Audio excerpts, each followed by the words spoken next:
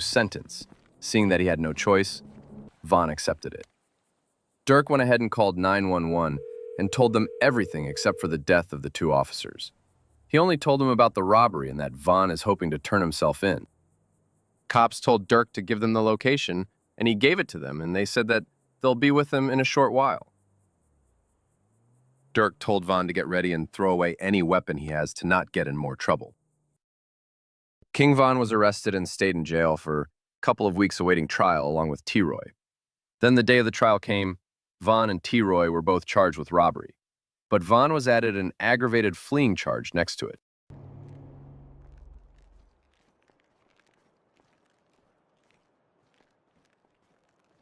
They brought out T-Roy first to the courtroom. The place was full, and everyone was ready to start. King Vaughn on his turn came too. Durk was there too, along with some friends. King Vaughn and T-Roy's families and friends were also attending the sentencing. Lawyers were ready as well, so the trial then could begin. T-Roy and Vaughn were briefly seen speaking about their fate here, to which Vaughn responded that everything gonna be okay, as him and Durk planned everything. The lawyers did their best to try to beat the charges against the both of them, doing the absolute possible to convince the judge to reduce the sentence as much as possible. While the judge was listening to the lawyers' stands, Vaughn and T-Roy's families were nervous and expecting the worst as all the evidence were against them. Basically, there's no way out of this. The judge heard enough and finally made up his mind over the sentence. He sentenced T-Roy to 6 months in prison and 1 year of probation, and King Vaughn sentenced to 1 year in prison and 1 year in probation. Shortly after the trial, King Vaughn, T-Roy, and 2 other offenders were being transported to the Cook County Jail of Chicago on a prison bus. Vaughn and T-Roy expected worse, to be honest. So the lawyers did a really good job to manage to get them this much time. Vaughn and T-Roy were no strangers to prison's atmosphere, as they've been inside quite a few times. Other offenders probably gonna be happy to see them back, like D. Rose and other people from the Black Disciple Gang. However, the Gangster Disciple Gang won't be very happy about this, as they're their biggest enemies. Vaughn and T-Roy couldn't give 2 damns about them. They've been beating them every day in prison.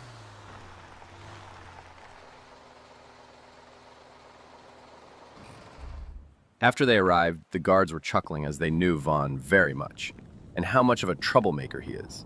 They began the protocol of cuffing them, and then taking them inside to capture their mugshots.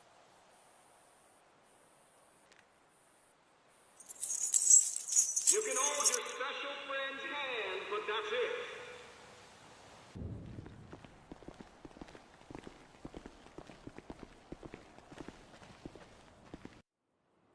Vaughn went inside first to get his mugshot captured.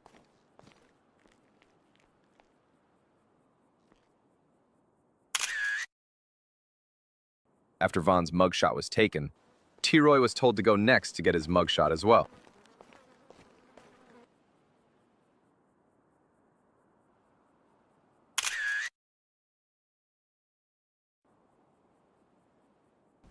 After that, they were both taken to their cells. Vaughn and T-Roy started looking at the place as if it was their next home. They kind of missed it since it's been a while since they were arrested. Vaughn told T-Roy that he's going to go outside to look for people whom they could recognize. He began looking around for his homies, but there was nobody, so he decided he'll go sit there to think about stuff while T-Roy's still inside.